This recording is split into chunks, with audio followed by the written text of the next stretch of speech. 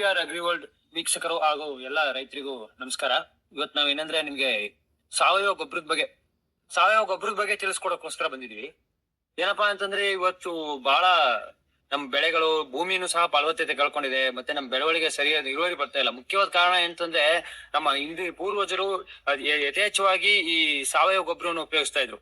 ಅಂದ್ರೆ ನಮ್ಮಲ್ಲಿ ಅವಾಗ ದನದ ರಾಸುಗಳು ಜಾಸ್ತಿ ಇದ್ವು. ಎಲ್ಲಾರ ಮನೆಗಳು ದನ ಕಟ್ತಾ ಇದ್ರು, ಹಾಲ್ ಕರಿತಾ ಇದ್ರು. ಹಂಗಾಗಿ ಯಥೇಚ್ಛವಾಗಿ ನಮ್ಗೆ ತಿಪ್ಪೆ ಗೊಬ್ಬರ ಸಿಗ್ತಾ ಇತ್ತು. ಇವತ್ತು ತಿಪ್ಪೆ ಗೊಬ್ಬರದ ಅಭಾವ ಬಹಳ ಇದೆ.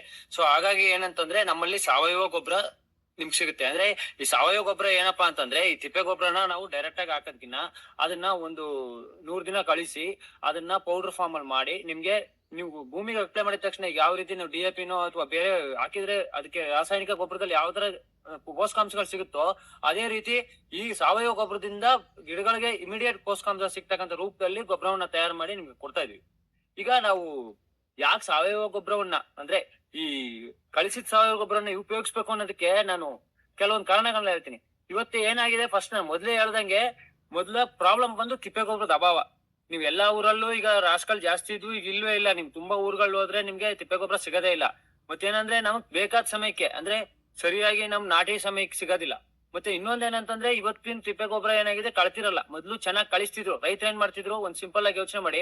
ಮೊದ್ಲು ಏನ್ ಮಾಡ್ತಿದ್ವಿ, ನಮ್ ಮನೇಲಿ ಏನೇ ಇದ್ರು ಸರಿ, ಬೆಳಿಗ್ಗೆ ಎದ್ದು ಆ ತಿಪ್ಪೆ ಸಗಣಿ ಎಲ್ಲ ಸಾರಿಸ್ಬಿಟ್ಟು ಅದನ್ನ ತಗೊಂಡೋಗಿ ತಿಪ್ಪೆಗೆ ಹಾಕ್ತಿದ್ವಿ, ಸಗಣಿನ ಗೋರಿ. ಅದೇ ಮತ್ತೆ ನಮ್ ಮನೇಲಿ ಒಲೆ ಉರಿಸ್ತಿದ್ವಿ. ಒಲೆ ಉರಿಸಿದಾಗ ಏನಾಗ್ತಿತ್ತು, ಬೂದಿ ಬರ್ತಿತ್ತು. ಆ ಬೂದಿನ ತಿಪ್ಪೆ ಗೊಬ್ಬರಕ್ಕೆ ಹಾಕ್ತಿದ್ವಿ. ಮತ್ತೆ ನಮ್ ಮನೇಲಿ ತರಕಾರಿ ವೇಸ್ಟ್ ಗಳು ಬರ್ಬೋದು, ಅಥವಾ ಹಸು ಮೇಯ್ದ್ ಬಿಟ್ಟಿದ್ದು ಹುಲ್ಲು ಇನ್ನೊಂದು ಏನೋ ಪದಾರ್ಥಗಳು, ಅದನ್ನು ತಗೊಂಡೋಗಿ ತಿಪ್ಪೆಗೆ ಹಾಕ್ತಿದ್ವಿ. ಇದೆಲ್ಲ ಕೊಳ್ತಾಗ ಅದ್ರಲ್ಲಿ ಪೋಷಕಾಂಶಗಳು ಸಹ ಹೆಚ್ಚಾಗ್ತಿದ್ವು. ಈಗ ನಾವು ಬೂದಿ ಹಾಕೋದ್ರಿಂದ ಪೊಟ್ಯಾಸ್ ಬರ್ತಾ ಇತ್ತು.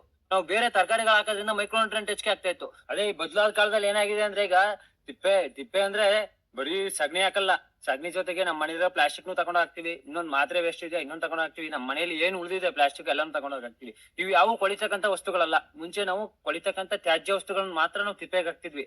ಇವತ್ತು ಬರೀ ಇವೇ ಆಗಿವೆ. ಹಿಂಗಾಗಿ ರೈತರು ಏನಾಗುತ್ತೆ, ನೀವು ಹೊಲಕ್ ಕೂಡ್ಸ್ಕೊಂಡಾಗ ಅರ್ಧ ಪ್ಲಾಸ್ಟಿಕ್ ಬರುತ್ತೆ. ನೀವು ಏನು ಬೀದಿಲ್ ಬಿದ್ದಿರ್ತಕ್ಕಂಥ ಕಸವನ್ನ ತಗೊಂಡ್ಬಂದು ನಾವು ಭೂಮಿಗೆ ಹಾಕ್ತಿವಿ. ಇದು ನಾವು ಉಳಿಗೆ ಮಾಡ್ಬೇಕಾದ್ರೆ ಬರೀ ಇವೇ ಸಿಗ್ತವೆ. ಈಗ ನೀವು ಭೂಮಿ ಆಗಿದ್ರೆ ಬರೀ ಪ್ಲಾಸ್ಟಿಕ್ ಪೇಪರ್, ಅದು ಇದು ಬಾಟಲ್ಸ್ ಇಂಥವೇ ಸಿಗ್ತವೆ. ಇದೆಲ್ಲಿಂದ ಬರುತ್ತೆ, ತಿಪ್ಪೆ ಗೊಬ್ಬರದಿಂದನೂ ಸಹ ಭೂಮಿಗೆ ಬಂದು ಸೇರ್ತಾ ಇದೆ. ಹೀಗಾಗಿ ನಾವೇನಂತಂದ್ರೆ ಮೊದ್ಲು ಆ ತ್ಯಾಜ್ಯಗಳನ್ನ ತಗೊಂಡ್ಬಂದು ನಾವು ಮಾಡ್ತಕ್ಕಂಥ ಸಾವಯವ ಗೊಬ್ಬರನು ಕೂಡ ಮೊದ್ಲು ನಾವು ಯೂಸ್ ಮಾಡ್ತಕ್ಕಂಥದ್ದು ದನಿನ ಗೊಬ್ಬರ, ಕೋಳಿ ಗೊಬ್ಬರ, ಮತ್ತೆ ಕುರಿ ಗೊಬ್ಬರ, ಮತ್ತೆ ತರಕಾರಿ ವೇಸ್ಟ್. ಇದನ್ನ ಏನ್ ಮಾಡ್ತೀವಿ, ತಗೊಂಡ್ಬಂದು ಕ್ಲೀನ್ ಮಾಡ್ತೀವಿ. ಇದ್ರಲ್ಲಿ ಇರ್ತಕ್ಕಂಥ ಪ್ಲಾಸ್ಟಿಕ್ ಇರ್ಬೋದು, ಕಬ್ಬಿಣದ ಅಂಶ ಇರ್ಬೋದು, ಇದನ್ನೆಲ್ಲ ಸೆಪರೇಟರ್ ಮೂಲಕ ಮೆಷಿನ್ಸ್ ಗಳ ಮೂಲಕ ರಿಮೂವ್ ಮಾಡಿ ಬರೀ ಏನು ಕೊಳಿತಕ್ಕಂಥ ತ್ಯಾಜ್ಯಗಳನ್ನ ಅಷ್ಟೇನೆ ಒಂದ್ 100 ದಿನ ಒಂದು ಬಾವಿ ರೀತಿಯ ಒಂದು ಸೆಟಪ್ ನಲ್ಲಿ ಕೊಳಿಸಿ ಅದನ್ನ ನಾವು ಪೂರ್ತಿ ಕೊಳಿಸ್ತೀವಿ. ಕೊಳಿಸೋದ್ರಿಂದ ಏನಾಗತ್ತಪ್ಪ ಅಂದ್ರೆ ಅದ್ರಲ್ಲಿ ಇರ್ತಕ್ಕಂಥ ಅಂಶಗಳೆಲ್ಲ ರಿಲೀಸ್ ಆಗುತ್ತೆ. ಮತ್ತೆ ಹಾನಿಕಾರಕ ಅಂಶಗಳಿದ್ರೆ ಬೇಗ ಅದು ನಿಮ್ಗೆ ರೆಡ್ಯೂಸ್ ಆಗುತ್ತೆ. ಈಗ ಅದಕ್ಕೊಂದು ನಿಮ್ಗೆ ಸರಿಯಾದ ಉದಾಹರಣೆ ಕೊಡ್ತೀನಿ.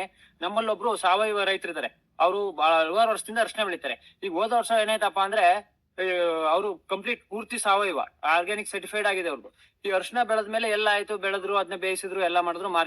ಮಾರ್ಕೆಟ್ ಮಾಡ್ಬೇಕಾದ್ರೆ ಈಗ ಆರ್ಗ್ಯಾನಿಕ್ ಸರ್ಟಿಫಿಕೇಟ್ ಇರ್ತಕ್ಕಂಥ ಕಂಪ್ನಿಯವ್ರು ತಗೊಳಕ್ ಬಂದ್ರು. ತಗೊಂಡ್ರು, ಸ್ಯಾಂಪಲ್ ಮಾಡಿದ್ರು. ಅದ್ರಲ್ಲಿ ಒಂದು ಕೆಮಿಕಲ್ ಅಂಶ ಬಂತು. ಈ ಕೆಮಿಕಲ್ ಅಂಶ ಏನಪ್ಪಾ ಅಂತಂದ್ರೆ ಎಲ್ಲಿ ಹುಡುಕಿದ್ರು ನಮ್ಗೆ ಸಾಧ್ಯನೇ ಇಲ್ಲ. ಯಾವ್ದಿದು ಎಲ್ಲಿಂದ ಬಂತು ಅಂತ ನಾವು ಹುಡುಕ್ತಾ ಇದೀವಿ. ಕಡ್ಸಿಲಿ ಏನಂತ ನೋಡಿದ್ರೆ ಅದೊಂದು ಆಯಿಂಟ್ಮೆಂಟ್ ಹೆಂಗೆ ಬರುತ್ತೆ ಅವ್ರ ಭೂಮಿಗೆ, ಬರಕ್ ಚಾನ್ಸ್ ಇಲ್ಲ. ಬಂದಿರತಕ್ಕಂಥದ್ದು ಅವ್ರು ಹಾಕಿದ ತಿಪ್ಪೆ ಗೊಬ್ಬರದಲ್ಲಿ ಇತ್ತು. ಸೊ ಈ ರೀತಿಯಾದ ಸಮಸ್ಯೆಗಳು ಕೂಡ ಬರ್ತವೆ ಯಾರು ಸಾವಯವ ರೈತರು ಮಾಡೋರ್ಗೆ. ನೀವು ಇದನ್ನ ಯೂಸ್ ಮಾಡೋದ್ರಿಂದ ಏನಾಗಿರುತ್ತೆ, ನಿಮ್ಗೆ ಯಾವುದೇ ಒಂದು ವಸ್ತುಗೆ ಕೆಮಿಕಲ್ ಆಗಿ ಬ್ರೇಕ್ ಡೌನ್ ಆಗಿ ಅದ್ರದ್ದು ನೀವು ಕೆಮಿಕಲ್ ಇದ್ರೂ ಸಹ ಸ್ವಲ್ಪ, ಈಗ ನಾವು 100 ದಿನ ಕೊಳಿಸಿದಾಗ ಅದ್ರ ಪ್ರಮಾಣ ಕಡಿಮೆ ಆಗಿರುತ್ತೆ.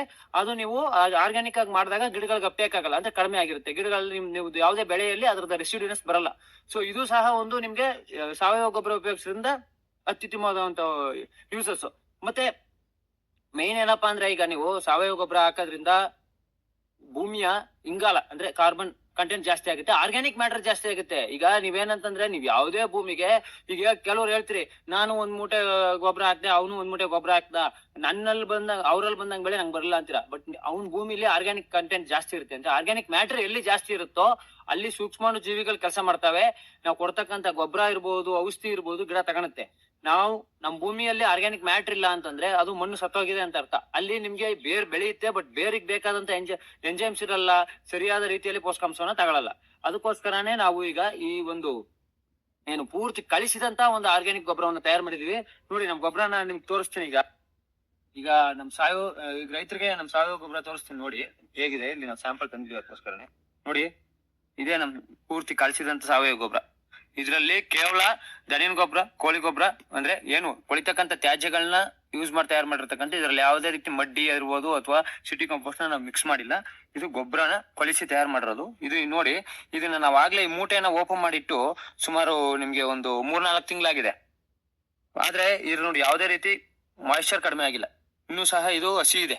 ಇನ್ನು ನೀವು ನಾವು ಏನ್ ಮೂಟೆಯಲ್ಲಿ ಕೊಡ್ತೀವಲ್ಲ ಗೊಬ್ಬರ, ಅದು ಇನ್ನೂ ಇರುತ್ತೆ ನಿಮ್ಗೆ. ಸೊ ಅದು ತೇವಾಂಶ ಜಾಸ್ತಿ ಇರ್ತಕ್ಕಂಥದ್ರಿಂದ ನಾವ್ ಏನ್ ಇದರಲ್ಲಿ ಸೂಕ್ಷ್ಮಾಣು ಜೀವಿಗಳನ್ನು ಸಹ ಮಿಕ್ಸ್ ಮಾಡಿರ್ತೀವಿ. ಆ ಸೂಕ್ಷ್ಮಾಣು ಜೀವಿಗಳು ಸಾಯೋದಿಲ್ಲ. ನಾವ್ ಎಷ್ಟು ಲೋಡ್ ಕೊಡ್ತೀವಿ ಅಷ್ಟೇ ಲೋಡಲ್ಲಿ ಇರುತ್ತೆ ನಿಮ್ಗೆ. ಮತ್ತೆ ಭೂಮಿಯಲ್ಲಿ ನೋಡಿ, ಇದು ಆಲ್ರೆಡಿ ಮಾಯಿಶ್ಚರ್ ಇರೋದ್ರಿಂದ ನೀವು ಭೂಮಿಯಲ್ಲಿ ನಾವು ಕೊಡ್ತಕ್ಕಂಥ ನೀರನ್ನು ಸಹ ಹಿಡಿದಿಟ್ಟುತ್ತೆ. ಅಂದ್ರೆ ನಮ್ಮ ಮಣ್ಣಿನ ತೇವಾಂಶವನ್ನ ಹೆಚ್ಚಿಗೆ ಮಾಡುತ್ತೆ. ಬೇಗ ಮಣ್ಣು ಒಣಗಕ್ ಕೊಡೋದಿಲ್ಲ. ಮತ್ತೆ ಇದು ಭೂಮಿಯಲ್ಲಿ ರಂಧ್ರಗಳನ್ನ ಉಂಟು ಮಾಡಿ ಗಾಳಿ ಸಹ, ಆಕ್ಸಿಜನ್ ಸಹ ಜಾಸ್ತಿ ಮಾಡುತ್ತೆ. ನಿಮ್ಗೆ ಅಡ್ವಾಂಟೇಜ್ ಏನಂದ್ರೆ ನೀವು ಎಲ್ಲಾ ಬೆಳೆಗಳಿಗೂ ಯೂಸ್ ಮಾಡಬಹುದು. ನೀವು ತರಕಾರಿ ಬೆಳೆಗೆ ಯೂಸ್ ಮಾಡಬಹುದು, ಬಹುವಾರ್ಷಿಕ ಬೆಳೆಗೆ ಯೂಸ್ ಮಾಡಬಹುದು, ಮರಫಸಲುಗಳು ಮಾವಿರ್ಬೋದು, ತೆಂಗಿರ್ಬೋದು, ಅಡಿಕೆ ಇರ್ಬೋದು, ಸೀಬೆ ಇರ್ಬೋದು, ಎಲ್ಲಾ ರೀತಿ ಕ್ರಾಪ್ ಯೂಸ್ ಮಾಡಬಹುದು, ಭತ್ತಕ್ಕೆ ಯೂಸ್ ಮಾಡಬಹುದು. ನೀವು ಯಾವುದೇ ಬೆಳೆಗೆ ಯೂಸ್ ಮಾಡಿದ್ರು ಸಹ ಬೆಳೆಗಳು ಸುಡೋದು ಈ ತರದ್ ಏನು ಇರಲ್ಲ. ಮತ್ತೆ ಎಲ್ಲಾ ಬೆಳೆಯಲ್ಲೂ ಸಹ ರಿಸಲ್ಟ್ಸ್ ಬರುತ್ತೆ. ಏನಪ್ಪಾ ಅಂದ್ರೆ ಪ್ರಮಾಣ ಚೇಂಜ್ ಆಗುತ್ತೆ. ಈಗ ನೀವು ತೆಂಗಿನ ಮರಕ್ಕೆ ಹಾಕ್ತೀರಿ ಅನ್ಕೊಳ್ಳಿ, ಒಂದ್ ತೆಂಗಿನ ಮರಕ್ಕಾದ್ರೆ ಒಂದ್ ಮರಕ್ಕೆ 10 kg. ಅದೇ ರೀತಿ ಅಡಿಕೆ ಮರಕ್ಕೆ 3-5 kg. ನೀವು ಮಾವಿನ ಮರಕ್ಕಾದ್ರೂ ದೊಡ್ಡ ಮರಕ್ಕೆ, ಚಿಕ್ಕ ಮರದಿಂದ ಹಿಡಿದು ಈಗ ನೀವು ಗಿಡ ನಾಟಿ ಮಾಡಿದ್ರೆ 1 kg, ಫಸಲ್ ಬಿಡ್ತಕ್ಕಂಥ ಮರ ಆದ್ರೆ 10 ವರ್ಷದವರೆಗೂ ಇದ್ರೆ ಅದು 10 kg. ಈಗ 5 ವರ್ಷದ ಮರ ಆದ್ರೆ 3-5 kg ಆತರ. ಈಗ ಬಾಳೆ ಇರ್ಬೋದು, ಪಪ್ಪಾಯ ಇರ್ಬೋದು, ಇವಕ್ಕೆ ಎಕರೆಗೆ 1 ಟನ್ ನೀವು ನಾಟಿ ಅಂತಲಾರು ಕೊಡ್ಬೋದು ಅಥವಾ ಮಣ್ಣು ಎರಿಸ್ತಿರಲ್ಲ ಅವಾಗ್ಲಾರು ಕೊಡ್ಬೋದು. ನಾಟಿ ಅಂತಲ್ಲಿ ಕೊಡ್ತಕ್ಕಂಥ ಬಹಳ ಉತ್ತಮ. ಅದೇ ರೀತಿ ತರಕಾರಿಗಳಿಗೆ ನೀವು 500 kg ಅಂದ್ರೆ ಅರ್ಧ ಟನ್ ಯೂಸ್ ಮಾಡ್ಬೇಕು. ನೀವು ಬೇರೆ ನಮ್ಮ ಭತ್ತ, ಜೋಳ ಇಂಥವಕ್ಕೆ ಯೂಸ್ ಮಾಡೋದಾದ್ರೆ ನೀವು ಒಂದು 250 kg 5 ಬ್ಯಾಗ್ ಅಷ್ಟು ನೀವು ಹಾಕಿದ್ರೆ ಸಾಕು. ಮತ್ತೆ ಇನ್ನೊಂದ್ ಏನಪ್ಪಾ ಅಂದ್ರೆ ನೀವು ಇದನ್ನು ಹಾಕಿ ನಾವು ಕೆಮಿಕಲ್ ಗೊಬ್ಬರನ ಅಷ್ಟೇ ಹಾಕ್ಬೇಕಾ? ಇಲ್ಲ, ನೀವು ಇದಾದ ಕೆಮಿಕಲ್ ಗೊಬ್ಬರನು ಕಡಿಮೆ ಮಾಡ್ಕೋಬಹುದು. ಮತ್ತೆ ಇನ್ನೊಂದೇನಂದ್ರೆ ಇದಕ್ಕೂ ನೀವು ನಾವು ನಾರ್ಮಲ್ ಆಗಿ ತಿಪ್ಪೆ ಗೊಬ್ಬರನ ಹೊಡಿಸಿ ಹಾಕೋದಕ್ಕೂ ಕಂಪೇರ್ ಮಾಡಿದ್ರೆ ಕಾಸ್ಟ್ ಅದಕ್ಕಿಂತ ಕಡಿಮೆ ಬರುತ್ತೆ. ಅದು ಸಹ ನಿಮ್ಗೆ ಉಳಿತಾಯ ಆಗುತ್ತೆ. ಮತ್ತೆ ಏನಂತಂದ್ರೆ ನೀವು ಅದನ್ನ ಈಗ ತೋಟಕ್ಕೆ ತಿಪ್ಪೆ ಗೊಬ್ಬರ ಉಡಿಸ್ತೀರಿ, ಅದನ್ನ ಮತ್ತೆ ಎತ್ತಾಕಕ್ ಆಳ್ಬೇಕು, ಟ್ರ್ಯಾಕ್ಟರ್ ಇಂದ ಇಳಿಸಕ್ ಆಳ್ಬೇಕು, ಅದು ಟ್ರ್ಯಾಕ್ಟರ್ ಬಾಡಿಗೆ, ಇದು ಎಲ್ಲಾ ಸೇರ್ಸಿದ್ರೆ ನಿಮ್ಗೆ ಖರ್ಚು ಜಾಸ್ತಿ ಆಗುತ್ತೆ. ಇದ್ರಲ್ಲಿ ಏನಿಲ್ಲ, ನಿಮ್ಗೆ ಮೂಟೆಲ್ ಬರುತ್ತೆ, ತಗೊಂಡೋಗಿ ಇಟ್ಕೊಂಡು ಎಲ್ಲೆಲ್ಲಿ ಬೇಕೋ ಅಲ್ಲಲ್ಲಿ ನೀವು ಹಾಕೊಬಹುದು. ನಿಮ್ಗೆ ಲೇಬರ್ ಸಹ ಸೇವ್ ಆಗುತ್ತೆ. ಇದೇನಂದ್ರೆ ನಾವು ಈಗ ಕೊಳಿತಕ್ಕಂಥ ತ್ಯಾಜ್ಯಗಳು, ಮುಖ್ಯವಾಗಿ ಕೋಳಿ ಗೊಬ್ಬರ ಇದನ್ನೆಲ್ಲ ಯೂಸ್ ಮಾಡ್ತಕ್ಕಂಥದ್ರಿಂದ ನಿಮ್ಗೆ ಎನ್ವಿರಾನ್ಮೆಂಟಲ್ ಪೊಲ್ಯೂಷನ್ ಕೂಡ ಕಡಿಮೆ ಆಗುತ್ತೆ. ಮತ್ತೆ ಏನಂತಂದ್ರೆ ಇದರಿಂದ ಮಣ್ಣಿನ ಫಲವತ್ತತೆ ಹೆಚ್ಚಾಗುತ್ತೆ, ರೈತರಿಗೆ ಹಣ ಉಳಿತಾಯ ಆಗುತ್ತೆ, ಮತ್ತೆ ಬೆಳೆ ಇಳುವರಿ ಹೆಚ್ಚಾಗುತ್ತೆ, ರೋಗ ಕೀಟ ಬಾಧೆಗಳು ಸಹ ಕಡಿಮೆ ಆಗುತ್ತೆ. ನಿಮ್ಗೆ ಇದನ್ನ ನಿಮ್ಗೂ ಬೇಕು ಅಂತಕ್ಕಂಥವ್ರು ನಮ್ಮ PPR ಅಗ್ರಿ ಕನ್ಸಲ್ಟೆನ್ಸಿ ನಂಬರ್ ನಲ್ಲಿ ಕೊಟ್ಟಿದೀವಿ. ನೀವು ಆ ನಂಬರ್ಗೆ ಕರೆ ಮಾಡಿದ್ರೆ ನಾವು ನಿಮ್ ತೋಟಕ್ಕೆ ಇದನ್ನ ತಲುಪಿಸ್ಕೊಡ್ತೀವಿ, ಡೆಲಿವರಿ ಮಾಡ್ತೀವಿ. ನಿಮ್ಗೆ 50 kg ಮೂಟೆ ಪ್ಯಾಕಿಂಗ್ ಅಲ್ಲಿ ಬರುತ್ತೆ. ಇದು ನಿಮ್ಗೆ ಯಾವ ಪ್ರಮಾಣ ಬೇಕು, ಎಷ್ಟು ಎಕರೆ ಇದೆ ಅಂತ ನಮ್ಗೆ ಹೇಳಿದ್ರೆ ನಾವು ಡೋಸೇಜ್ ಕ್ಯಾಲ್ಕುಲೇಟ್ ಮಾಡಿ ನೀವು ಹೇಳ್ತೀವಿ. ನೀವು ಆ ಪ್ರಕಾರದಲ್ಲಿ ನೀವು ಯೂಸ್ ಮಾಡಬಹುದು.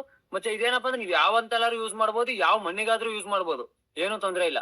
ಯಾಕಂದ್ರೆ ಇದರಲ್ಲಿ ಎಲ್ಲಾ pH ಎಲ್ಲ ಸ್ಟೆಬಿಲೈಸ್ ಇದೆ. ಮತ್ತೆ ಇದರಲ್ಲಿ ಇದು ಕೂಡ ಸಹ ಏನು ಹೆವಿ ಮೆಟಲ್ಸ್ ಅಂತ ಏನ್ ಹೇಳ್ತೀವಿ, ಅವು ಕೂಡ ನಿಮ್ಗೆ ವಿತಿನ್ FCO ಲಿಮಿಟ್ ಅಂದ್ರೆ ಕೇಂದ್ರ ಸರ್ಕಾರದಿಂದ ಏನ್ ಪರಿಷ್ಕೃತ ಆಗಿದೆ ಅದ್ರ ಒಳಗಡೆನೆ ಇದೆ. ನಿಮ್ ಭೂಮಿಗೆ ಯಾವ್ದೇ ರೀತಿ ಬಾಧೆ ಇರೋದಿಲ್ಲ ಇದು. ಸೊ ರೈತ ಮಿತ್ರರು ಇದನ್ನ ಸದುಪಯೋಗ ಪಡಿಸ್ಕೋಬೇಕು. ಯಾರ್ಯಾರಿಗೆ ಇದ್ರ ಅವಶ್ಯಕತೆ ಇದೆ ಅವರು ನಮ್ ಕಾಲ್ ಮಾಡಿದ್ರೆ ನಾನು ತಲುಪಿಸ್ಕೊಡ್ತೀವಿ. ಧನ್ಯವಾದಗಳು.